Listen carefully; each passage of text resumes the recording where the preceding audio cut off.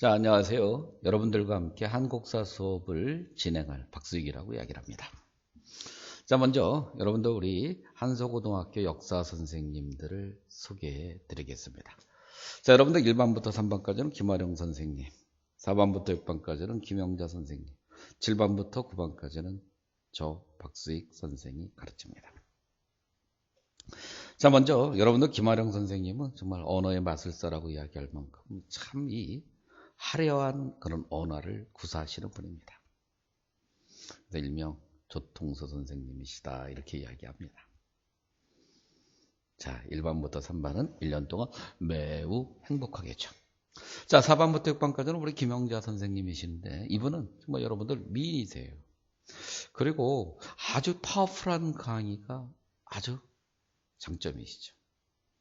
부럽습니다. 이런 강의. 다 학생들을 사랑하기 때문에 가질 수 있는 그런 모습이죠. 특히 남학생들로부터 엄청난 사랑을 받고 계십니다. 자, 역시 박수 한번 보내주시기 바랍니다. 그리고 저는 7반부터 9반인데 이 두 분의 선생님에 비하면 제가 너무 보잘것없죠. 외모도 좀 안 되고 되는 게 별로 없어요. 그냥 흔히 귀엽다 이 정도. 자, 이해됐죠? 그러면 여러분들 또 두 번째는 우리가 역사를 왜 배울까라는 거에 한번 고민을 해보죠. 우리가 이제 많은 학생들한테 물어봅니다. 역사를 왜 배우는 것 같아? 이렇게 이야기를 하면 수많은 학생들은 이야기를 합니다. 역사를 배우는 목적이요? 자, 여러분들 우리가 이야기하는 역사를 믿은 민족은 미래가 없다고 해서 배우는 거예요. 또 어떤 학생은 과거를 알아야 과거를 알면 현재도 바르게 이해하는데 도움이 되고 현재를 바르게 알면 미래에 변화하는 이런 사회에 능동적으로 대처할 수 있는 능력을 기르기 위해서 역사를 배웁니다. 이렇게 이야기하는 학생도 있어요. 참 좋은 얘기죠. 그렇지만 지금 속으로 생각을 난 아닌데 나는 무슨 개풀 뜯어먹는 소리하고 자빠졌네 이렇게 이야기를 하면서 속으로 뭐라는 게 있어요. 나는 내신 그리고 수능 잘 보려고 배우는 거야. 그리고 가르치니까 배우는 거지 충분히 다 이해할 수 있습니다. 충분히 이해해요. 저도 그런 생각을 가졌던 시기가 있었습니다. 그러면 여러분이 이렇게 이 민족을 생각하고 아니면 해안의 능력을 갖추기 위해서 이런 거 다 좋다 이거야. 우리 역사를 배우는 게 우리 시험을 잘 보려고 한다면 다른 거 있겠어요. 여러분의 이런 목적을 달성하기 위해서는 딱 하나입니다. 여러분들 우리가 수능출제위원회 마음을 잘 알면 여러분들 바로 수능을 잘 맞을 거고 내신을 잘 보려고 하면 당연히 이 세 분의 생각, 세 분의 마음을 헤아리는 게 여러분들 내신 성적을 잘 받을 수 있는 방법이 되겠죠. 그죠? 따라서 여러분들 내신을 잘 보려고 하면 반드시 뭐 해야 되겠습니까? 강의를 잘 들어야 돼요. 물론 여러분들 교실에서 강의를 잘 들어야 되기도 하고 또 당장 여러분들 교실이 아닌 이 인강 수업도 잘 들어야 된다는 이야기가 되는 겁니다. 그러면 여러분들 우리가 역사를 잘 이해하고 그리고 좋은 결과를 가지려고 하면 우리 교과서가 도대체 어떻게 편찬이 됐는가는 좀 알아봐야 되겠죠. 자, 우리 국사교과서에 이렇게 편집을 보니까 크게 4단원으로 나눠져 있습니다. 첫 단원은 전 근대의 한국사 이해다 이렇게 이야기를 했어요. 포인트는 이거죠. 전, 근대, 근대, 전. 그럼 근대 전은 언제를 이야기하느냐? 우리 이제 근대 1876년 강화도 조약 이후를 우리는 근대 사회가 전개되었다 이렇게 이야기를 합니다. 따라서 강화도 조약 전의 역사를 배우겠다는 이야기죠. 그리고 여러분들 근대 국민국가의 수립운동 그러면 말 그대로 여러분들 이렇게 근대 국민국가 1876년부터 1910년까지 배우겠다는 거고 그 다음에 여러 3단원은 일제식민지 시기의 통치정책과 그에 따른 우리들의 저항을 배우겠다는 거죠. 그 다음에 여러분들 이렇게 4단원은 대한민국의 발전으로 1945년 이후 가장 중요한 주제는 두 가지가 될 겁니다. 하나는 여러분들 독재로부터의 저항, 민주주의 운동이 이야기가 될 거고, 그리고 또 하나는 우리 민족의 최고의 목적이라고 할 수 있는 남과 북의 통일을 어떻게 해결할 것인가가 가장 중요한 이슈가 될 수밖에 없는 바로 4단원의 이야기가 되겠죠. 따라서 이 국사의 전체적인 편집의 방향은 고대사, 중세사, 근세사보다는 근현대사의 비중이 높아졌다고 하는 특징을 보여주고 있습니다. 아무래도 근현대사가 우리 현재 살아가는 우리와 밀접한 연관이 있기 때문에 훨씬 더 가치가 높을 수가 있다고 할 수 있겠죠. 그래서 여러분들이 지금 여러분도 이렇게 고대사를 배우는 것보다 중세사를 배우는 것보다 아무래도 근현대사가 훨씬 재미는 있을 겁니다. 그리고 교훈도 더 많이 받을 수 있는 부분이 많이 있죠. 그래서 여러분들 수업 시간이 조금 더 재미있고, 그리고 여러분들이 훨씬 더 감동을 줄 수 있는 수업이 될 수도 있을 겁니다. 그래서 제가 볼 때는 여러분들 국사 교과서의 편찬의 방법이라고 할까요? 이런 이 방향은 맞다고 저도 생각을 합니다. 그러면 여러분들 이렇게 이제 국사 교과서가 편집되었다는 걸 알았으면, 우리가 역사를 여러분들 이해하려고 하면 우리 시대 구분이라는 걸 조금 이해를 하셔야 돼요. 의외로 이런 시대 구분이라는 건 뭐 엄청난 그런 하나의 어렵고 우리가 여러분들 이 난해한 주제는 아닙니다. 근데 이제 이런 말을 처음 들어보면 이거 되게 뭐야? 뭐 이렇게 이야기할 수 있는데, 사실 여러분들의 중학교 때나 또 초등학교 때나 뭐 고등학교 올라와서 똑같이 알게 모르게 우리 교과서에 이렇게 구분을 지어놓는 모습을 알 수 있어요. 그럼 왜 구분이라고 하는 걸 할 수밖에 없느냐면, 우리가 70만 년이라고 하는 긴 시간의 역사를 배우잖아요. 그런데 어떤 구분 없이 가르친다고 생각을 해보세요. 그럼 얼마나 가르치는 사람도 여러분도 혼란에 빠질 수밖에 없고, 듣는 사람 역시 돌아버리겠죠. 그래서 가르치는 사람과 학습자의 효율성을 높이기 위해서 시대를 구분하는 것이 되는 겁니다. 예를 들면 여러분의 인생이 아주 어떻게 보면 짧다고 보면 짧죠. 17년밖에 안 됐으니까. 그러면 이런 17년의 인생을 이렇게 남에게 소개할 기회도 있을 수 있을 겁니다. 특히 예를 들어서 어떤 친구를 또 다른 친구에게 소개를 했을 때 이제 이야기를 하다 보면은 어떤 구분 없이 막 예를 들어서 지금 고등학교 올라와서 사귄 친구 이야기하다가 갑자기 유치원 시절에 다녔던 그런 친구 이야기하다, 또 초등학교 친구 이야기하다가 중학교 친구 이야기하면 정말 말하는 사람도 뭔 말하는지 그냥 행설수설 막 해갖고 뭐 왔다리 갔다리 하고, 응? 그 다음에 여러분들 듣는 친구 그냥 막 지금 속으로 막 돌아버리겠네. 저 인간 뭔 소리 하는 거야. 막 이런 소리로 할 겁니다. 그죠? 충분히 이해돼요. 이해할 수 있죠. 그런데 예를 들어서 나의 친구 이야기를 할 때 내가 유치원 다닐 때 나에게는 이런 친구가 있었어. 또 초등학교 다닐 때 나의 친구는 이런 애가 있었지. 또 중학교 때 나의 친구는 이런 애가 있고 지금도 걔하고는 뭐 계속 인연을 맺고 있어. 뭐 아니면 또 고등학교 이런 친구가 있는데 뭐 이렇게 쭉 이야기한다 그러면 이 친구가 이런 친구를 가지고 있구나. 그러니까 듣는 사람으로서 아주 정말 이해가 빠르고, 말하는 사람도 뭐 여러분도 논리적으로 이렇게 언어를 구사할 수 있겠죠. 따라서 역시 이것도 다 어떤 면에서 이해를 잘하기 위해서 하는 겁니다. 그래서 우리 국사교과서는 알게 모르게 한번 4가지 시대구분법이 이렇게 적용이 된 것 같아요. 먼저 문자가 있느냐 없느냐를 놓고 나눴습니다. 문자가 있다? 없다. 문자가 있는 시대는 역사시대라고 하고 문자가 없는 시대는 선사시대라고 이야기를 하죠. 그래서 여러분들 국사책을 딱 보게 되면 선사라는 시대를 반드시 들어가게 돼 있습니다. 여러분들 중학교 때도 선사시대 다 배웠습니다. 그리고 또 여러분들 역사시대라는 시대를 또 배웠습니다. 근데 아마 중학교 때는 여러분들이 이렇게 이제 세계사까지 같이 혼재된 역사서를 배우다 보면, 황하 문명, 메소포타미아 문명, 그 다음에 인도스 문명, 이집트 문명, 다 청동기 문화를 배경으로 하고 상형 문자와 그 다음에 서령 문자를 쓰고 있었구나. 아, 역사 시대였구나. 청동기 시대부터. 맞습니다. 그런데 우리나라 같은 경우는 아직 여러분들 청동기 시대에 문자를 사용했었다고 보는 어떤 증거물을 찾지 못했어요. 그럼 당연히 어떻게 되겠습니까? 청동기 시대는 선사시대 범주에 집어넣을 수밖에 없죠. 그럼 우리나라는 바로 창원의 다올이라고 불리우는 마을, 여기서 붓이 발견됐어요. 붓.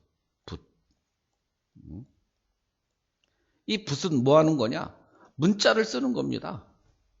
그래서 우리는 철기시대부터 역사시대구나 이렇게 이야기를 하는 거예요. 그러면 구석기, 신석기, 청동기까지는 문자가 없어. 당시에 살았던 사람들의 이야기를 이해하려고 하면 유적과 유물을 통해서 알 수밖에 없는 거고. 그리고 당연히 역사시대는 기록이 최고로 우선을 하겠죠. 그래서 결국 이런 사료를 통해서 결국 그 당시의 삶을 이해해야 됩니다. 그 다음에 도구의 소재에 따라 이렇게 또 나눌 수 있습니다. 도구를 보게 되면 여러분들 가장 흔하게 인간이 사용했을 도구의 소재로 아마 나무였을 겁니다. 근데 나무로 사용했던 이 도구가 지금까지 남아있는 거는 거의 없죠. 그러다 보니까 이제 결국 남아있는 거는 돌덩어리인 뗀석기 또는 갈아서 사용한 간석기를 사용했던 우리 석기 시대가 있고, 석기 시대가 있죠, 이렇게. 그 다음에 금속문화 시대인 청동기와 철기가 이렇게 존재하는 겁니다. 자, 여러분들 뗀석기를 사용했던 구석기, 신석기 시대는 간석기를 사용하죠. 그래서 만약에 우리가 구석기 문제를 낸다 그러면 뗀석기 문제는 반드시 하나 끌고 와야 돼요. 신석기 시대 문제를 낸다 그러면 간석기 하나 끌고 와야 되죠. 그 다음에 이제 시간의 흐름에 따라서도 이야기할 수 있습니다. 물론 여러분들 시간의 의미로는 오늘날 우리 시대를 현대라고 이야기를 하잖아요. 현대랑 가까운 시대를 갖다 일컬어서 이제 우리 근대라고 이야기를 하는 거고. 그 다음에 현대에서 아주 오래된 시대를 뭐라고 그러겠어요? 이렇게 고대라고 하겠죠. 그래서 고대와 요 근대의 중간을 중세라고도 이야기를 하고, 그리고 여러분들 이제 근세라고도 이야기를 합니다. 물론 여러분들 여기 요렇게 요 근대라고 하는 여기 요 단어 속에는 여러 가지 정치, 경제, 사회, 문화적인 요소가 담겨져 있어요. 특히 마르크스라고 하는 사람이 여러분들 요렇게 자본주의 사회가 태동하는 시기, 거기에 있었는데 그 이전의 시대를 이렇게 지켜봤어요. 그랬더니 그리스 로마 시대를 가만히 보니까 파르테논 신전, 콜로세움 원형 경기장을 만들 때 노예의 노동력에 의해서 결국 만들어지더라고요. 그리고 생산활동도 거의 다 노예에 의해서 이루어지고 있음을 확인합니다. 그래서 이분은 이야기를 했죠. 그리스와 로마는 바로 노예제 사회구나. 그래서 고대 사회를 노예제 사회다 이렇게 이야기를 하는 겁니다. 그 다음에 여러분들 이 4세기서부터 14세기까지를 우리가 이제 중세라고 하는데, 중세의 가장 대표적인 특징은 각 지방을 자치하고 자치하는 사람이 바로 영주죠. 영주는 자급자족의 경제단위 장원을 가지고 있고, 이 장원에서 뼈 빠지게 일해주는 애가 누구냐면 농노죠. 그래서 우리가 중세 농노제 사회라고 이야기를 하는 겁니다. 그리고 자기가 살고 있었던 시대를 가만히 보니까 여러분들 이제 산업혁명이 일어나고 기계가 이제 이렇게 발전이 되고 그 기계에서 일을 열심히 하는 이 노동자가 있더라 이거예요. 그래서 이 노동자가 중심이 되는 이런 사회를 근대 자본주의 사회라고 이야기를 하는 겁니다. 자, 그래서 이제 여러분들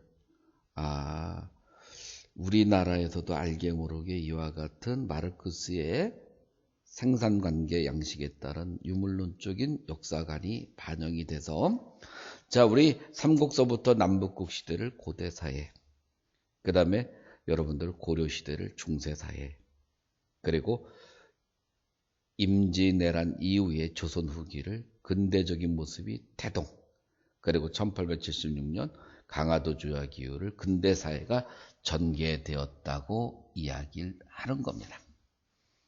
조금 어렵죠? 그냥 몰라도 돼요. 그냥 슬쩍 고대, 중세, 근대, 현대라는 의미가 시간적인 흐름도 있고 거기에는 알게 모르게 생산관계 양식이 반영되어 있구나라는 것만 생각해 두시기 바랍니다. 자, 그러면 여러분들 우리 이제 본격적으로 이제 또 교과 내용을 들어가 보기로 하죠. 여러분들 가지고 있는 책 10쪽을 펴주시기 바랍니다. 10쪽을 보니까 여러분들 우리 뭐라고 하냐면 선사문화의 전개와 국가의 등장 이렇게 이야기를 해요. 그럼 여기 이제 중요한 건 선사입니다. 아까 이야기를 했죠. 선사시대라고 하면 여러분들 우리가 이야기하는 기록이 없는 시대다. 당시에 살았던 사람들의 유적과 유물을 통해서 당시의 사회를 이해하는 것이 선사시대에 우리가 배우려고 하는 특징입니다. 당연히 유적과 유물에 대해서 관심을 가질 수밖에 없는 거예요. 그 다음에 두 번째는 국가가 등장했다는 사실입니다. 자, 이 국가는 여러분들 청동기 시대, 그 다음에 철기 시대 국가들이 출현합니다. 그래서 청동기 시대를 배우면 국가에 대한 관심을 가지셔야 된다는 얘기예요. 그럼 좋습니다. 그럼 그 다음으로 또 넘어가 볼까요? 자, 여러분들 우리 구석기 시대입니다. 선사시대를 여러분들 열려고 할 때 어느 책이나 똑같이 구석기를 이야기를 하죠. 자, 구석기 시대는 많은 유적들이 있습니다. 엉교 글퍼리가 있고 덕천의 승리산 동굴이 있고 산의 해상동굴이 있고 상원의 거운무로 동굴, 경기도 연천의 전곡리, 충북 지호천의 전말동굴, 단양의 수양계, 단양의 금굴, 청원의 두루봉, 그 다음에 공주 석정리, 제주의 빌레못 동굴. 근데 제가 지금 말하고 싶은 건 이들의 유적들이 대부분 동굴 유적이라는 사실입니다. 물론 여러분들 경기도 연천의 전곡리처럼 여러분들 이런 강가 유적도 있습니다. 물론 공주 석정리도 강가 유적입니다. 근데 강가에 막집은 짓고 살았다는 얘기예요. 자, 이런 유적 속에서 발견되는 유물들이 이제 결국 여러분들 뗀석기가 되는 겁니다. 뗀석기 중에 대표적인 게, 자, 무슨 집게가 돼요?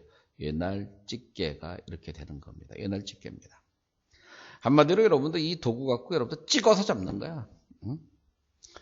여러분들 우리가 코뿔 쏘 그냥 찍어. 응? 그 다음에 여러분들 요 옛날 집게보단 조금 수준이 높아진 게 바로 뭐냐? 바로 주먹도끼죠. 이 주먹도끼는 여러분들 이렇게 이제 쉽게 생각을 하세요. 이만한 나무를 갖다 이렇게 돼갖고 이렇게 여러분들 이렇게 쫑감에 맸을 겁니다. 그리고 여러분들 이거를 갖다 그냥 한 방에 그러나 코뿔소의 머리통을 박아버렸겠죠. 그리고 여러분들 이렇게 쓴빼찌르개라고 하는 것은 여러분들 구석기 시대 후기의 뗀석기인데 여러분들 여기 쓴빼라는 것은 자루를 뜻하는 겁니다. 요 자루에다가 이렇게 이음도구를 연결을 해요. 이렇게. 자, 여러분들 이런 하나에 요 찌르개가 크면, 쉽게 말하면 요 돌이 되게 크면 창이 될 수 있는 거고, 요게 작은 돌이면 뭐가 되겠어요? 활이 되겠죠. 자, 인간들이 여러분들 이렇게 도끼를 쓰다가 여러분들 순빼찌르개를 썼다는 얘기는, 활과 창을 썼다는 얘기는 뭔가 환경의 변화가 왔었다는 것을 암시하는 겁니다. 이게 무슨 말이냐면, 여러분들 우리가 이제 지구가 1만 년 전에 되게 뜨거워졌대요. 자, 여러분들 우리 한반도에도 변화가 왔겠죠.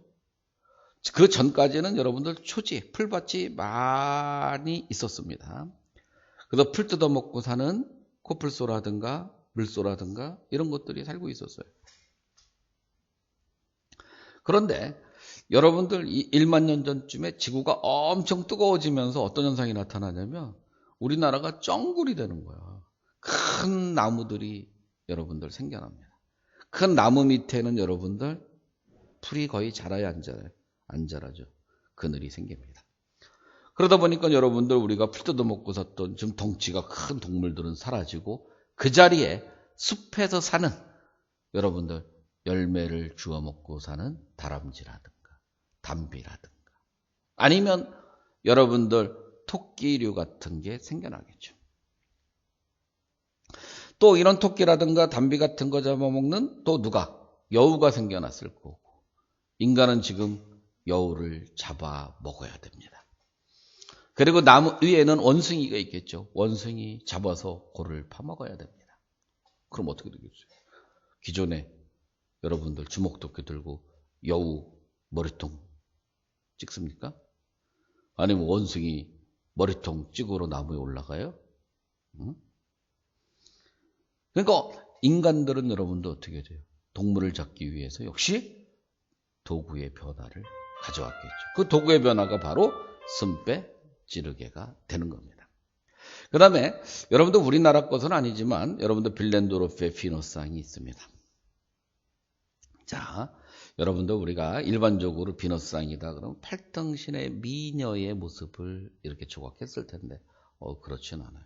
그럼 구석기인들의 어떤 예술 감각이 떨어져서 이런 조각품을 만들었을까요? 저는 아니라고 생각합니다. 자, 뭔가 바람이 있는 거예요. 이 여인의 모습은 여러분들 어떤 여인의 모습인 것 같아요? 배가 이렇게 불룩하다. 아기를 가진 임산부의 모습이라고 볼 수 있죠. 그러면 임산부의 모습을 조각했다는 건 지금 뭔가는 모르지만 되게 기쁜 일이에요. 좋은 일이라는 얘기죠. 그래서 생각을 하는 거죠. 혹시 다산을 기원한 게 아닐까.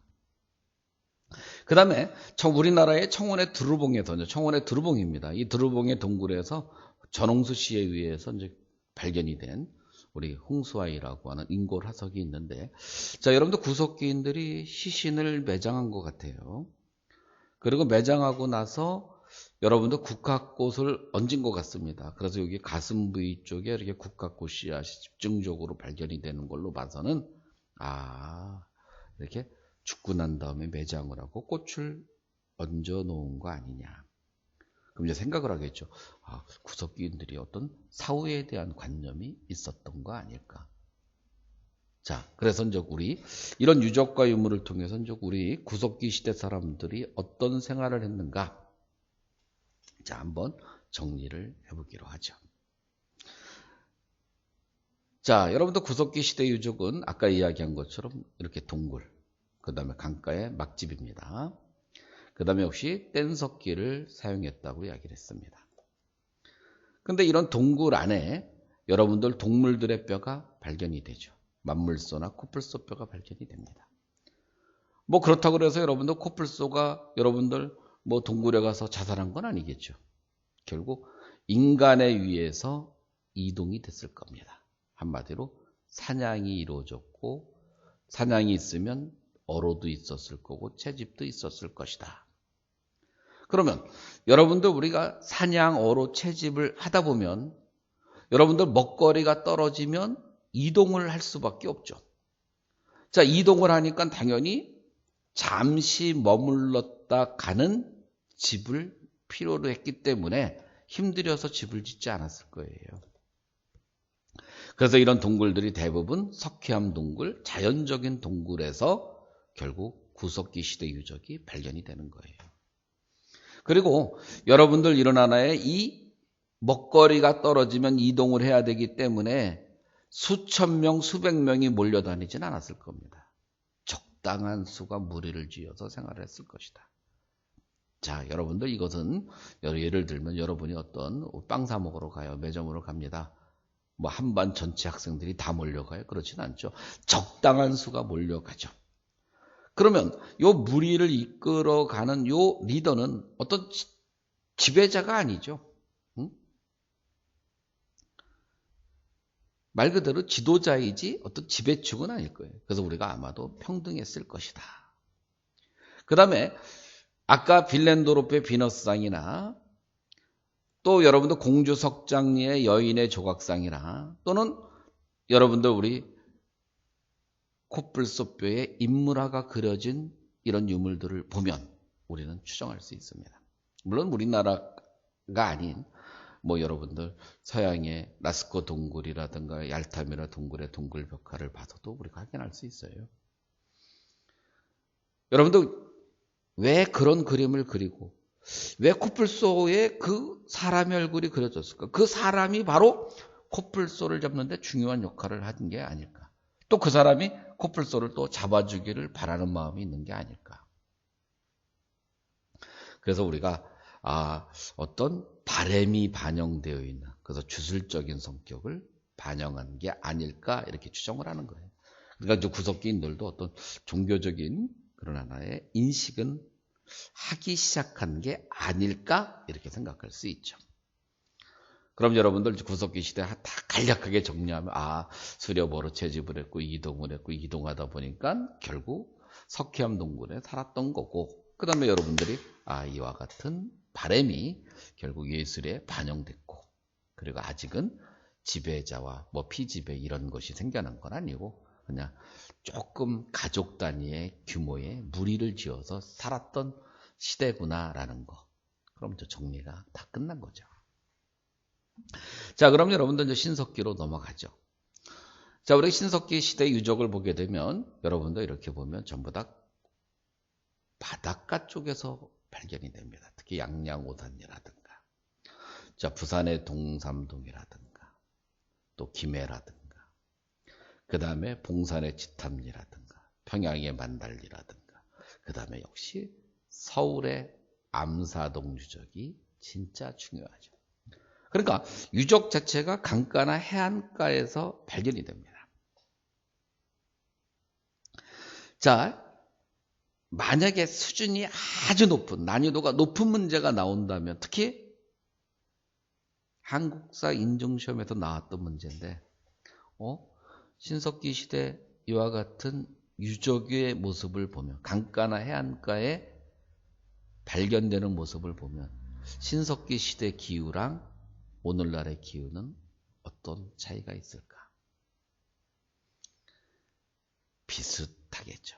만약에 여러분들 이 지구의 온난화 현상이 되게 심해져서 남극이나 북극이 전부 다 얼음이 녹았다고 생각을 해보세요. 그럼 해수면이 높아지겠죠? 바닷물의 높이가.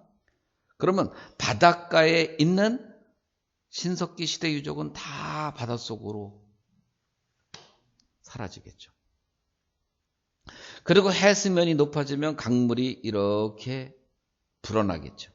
그러면 강가에 있는 신석기 시대 유적은 강 속에 다 사라질 겁니다. 따라서 일어나는 신석기 시대 유적이 강가나 해안가에 지금 남아 있다는 사실은 신석기 시대 기후나 오늘날의 기후가 별반 차이가 없었다는 것을 암시하는 겁니다.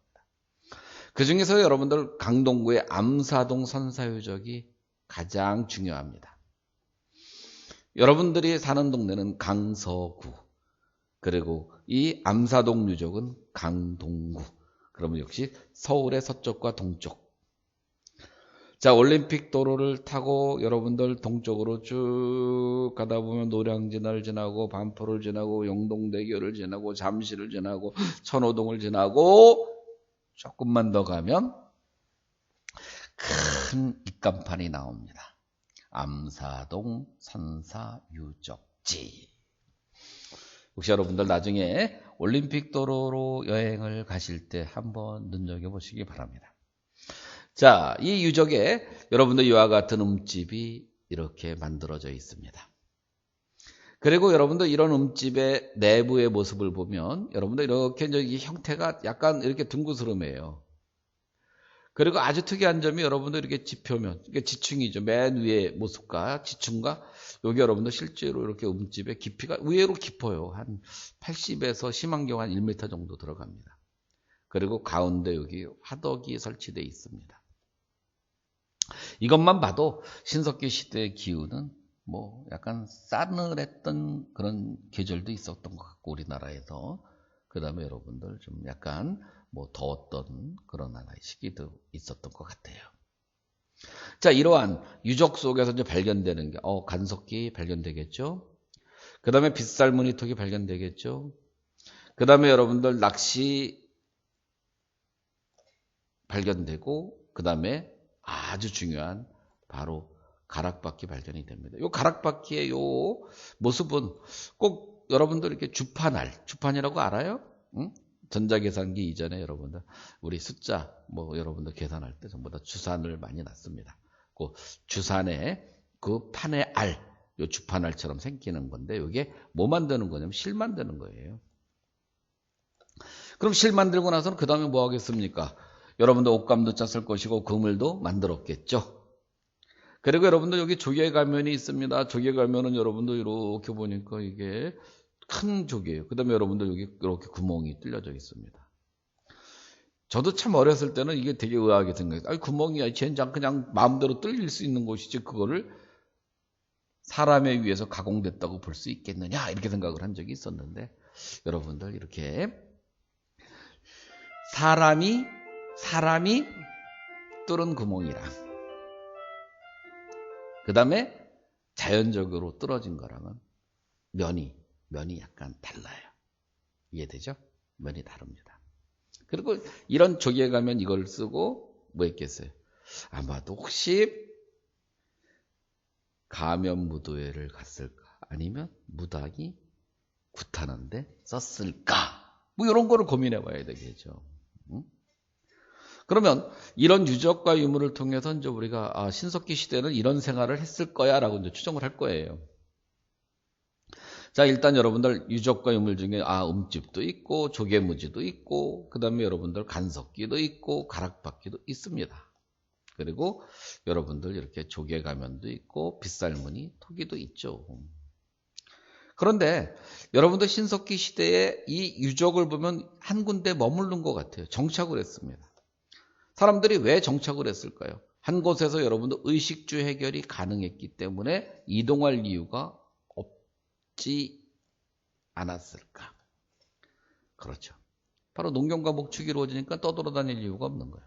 물론 여러분들 오해하지 마세요. 수렵어로 채집은 계속 되는 겁니다.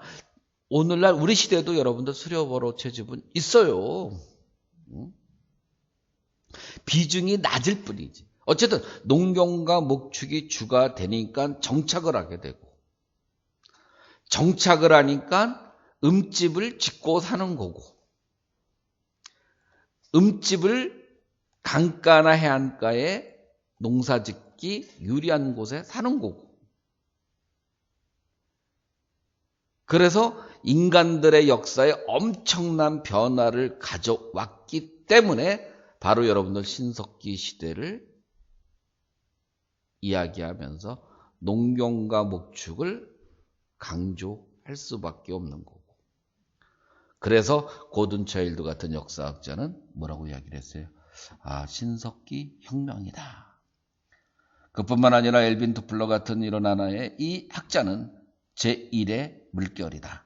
인간들의 삶에 첫 번째 엄청난 변화를 가져오는 계기를 가져다 주는 게 농경과 목축이다. 그런데 아직은 이런 조피, 수수 먹고 남는 양식이 많지 않았을 겁니다. 한마디로 처먹고 남는 잉여 생산물이 거의 없었다는 얘기죠. 잉여 생산물이 없다는 이야기는 가진 자와 못 가진 자가 아직 없다는 얘기죠. 평등하다는 겁니다. 자, 평등한 사람들이 결국 모여 살았겠죠. 농사 지려고 하면. 그러면 평등한 사람들이 모여 살 때 그 단위는 무슨 단위였을 것이다? 씨족 단위였을 것이다. 그리고 어떤 이렇게 농사의 규모가 좀 커지게 되면 이런 씨족과 씨족이 또 같이 이렇게 모여서 살았겠죠. 그래서 공동체 생활을 했을 겁니다. 그래서 우리는 씨족 단위의 무슨 사회가 이루어졌을 것이다 이렇게 추정을 해요. 부족 사회가 이루어졌을 것이다. 자, 그러면 이제 마지막으로 여러분들 한번 생각을 해보세요. 신석기 시대는 정말 농경과 목축이 제일 중요하구나. 맞습니다. 그런데 시험 문제 같은 경우에는 탄화된 조나 탄화된 피나 탄화된 수소를 보여주면서 농사졌네 농사졌지 이렇게 부를 수가 없으니까 여러분들 이렇게 조피 수소를 갖다가 요리해 먹기 위한 토기, 또 씨앗을 저장하기 위한 토기를 갖고 농경의 사실을 묻는 겁니다. 이 토기를 갖고 농경의 사실을 묻는 거예요. 그 토기가 바로 무슨 토기가 돼요? 빗살무늬 토기가 되는 겁니다. 아마 여러분들이 수능 여러분들 출제했던 문제를 한번 보세요. 신석기 시대는 출제 빈도수가 높고 출제 빈도수에 제일 강조하는 내용은 딱 하나예요. 농경과 목축. 혹시 여러분의 친구 중에 여러분들이 이 공항고라든가 마포구 다니는 학생한테 이야기해 주세요. 신석기 시대 농경과 목축 낸대. 그러면 여러분들 나중에 친구한테 고맙다는 소리 들을 거예요. 안 내면 안 되는 거야. 이거 무조건 내야 되는 거예요. 그 다음에 여러분들 우리가 가락바퀴 같은 거는 아까 뭐를 만든다 그랬죠? 실 만든다 그랬죠? 응? 그래서 우리가 이게 실을 만들었으니까 옷감도 짜고 그물도 짰을 텐데 이런 걸 조금 좀 고상하게 말하면 원시적인 수공업 활동이 이루어졌구나. 이게 신석기 시대 다 이야기한 겁니다. 그건 이제 우리가 조금 더 이렇게 한번 생각 좀 한번 해보세요. 자, 여러분들이 농사를 짓게 되고 목축을 하게 되면 기후의 영향을 많이 받습니다. 비에 대한, 또 여러분들 바람에 대한, 구름에 대한, 태양에 대한 승배의식이 생겨나요. 자, 이런 만물의 영혼이 있다고 믿는 애니미즘도 나타났을 거고, 아까 우리 조개 가면을 보니까 혹시 무당이 굿하는 데 쓰지 않았을까? 샤머니즘이 있었던 것 같구나. 그 다음에 당연히 동물에 대한 숭배의식도 나타날 가능성이 높죠. 그래서 토테미즘도 등장한 것이 아닐까. 따라서 구석기 시대에 비하면 한 단계 수준이 높아진 종교 생활이 시작됐을 거라고 우리는 추정할 수 있는 거예요. 이해되시죠? 그래서 이제 우리가 오늘 배운 첫 번째 강의의 핵심은 딱 두 가지예요. 구석기 시대는 수렵으로 채집 이동 무리를 줬고, 그 다음에 신석기 시대는 농경과 목축, 바로 여러분들이 신석기 혁명이라고 불리우는 사실. 그리고 빗살무늬 투기, 그리고 시족 단위의 부족 사회가 이루어지고 있더라라고 하는 것만 알면 여러분들이 오늘 여러분들 첫 번째 강의의 목표는 달성이 된 겁니다. 자, 여러분들 우리 첫 번째 강의 여러분들 저나 여러분이나 좀 약간 좀 원활하게 진행되진 않죠. 그렇지만 다음 강의는 조금 더 부드러워질 수도 있고 우리가 조금 아쉬운 점도 있을 겁니다. 그렇지만 마음과 마음을 통해서 수업을 진행하면 훨씬 나아질 거라고 믿고 여러분들을 이 강의에서 기다리겠습니다. 대단히 감사합니다.